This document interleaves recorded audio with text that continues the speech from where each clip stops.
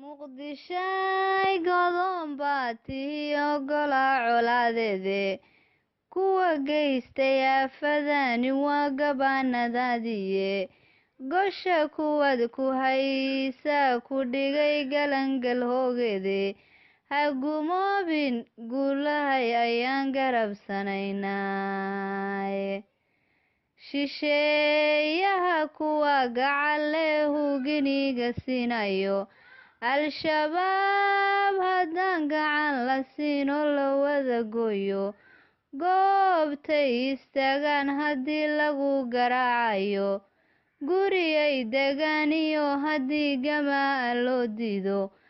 gaastiyo biyaha iyo haddii sadka laga gooyo gelinagu maqaateen inaan golka dhalinaye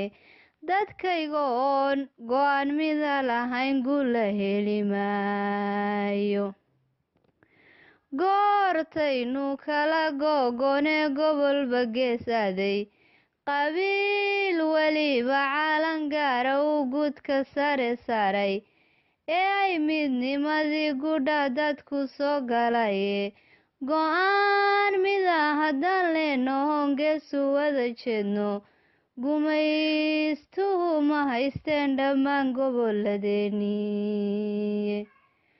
gurmada oo dadkayga u dhammaan garab istaag muuja kuwa gumuuca nagu laynayee gaasta nagu daray ku shihiida gaaladan dadkii wada gumaadaya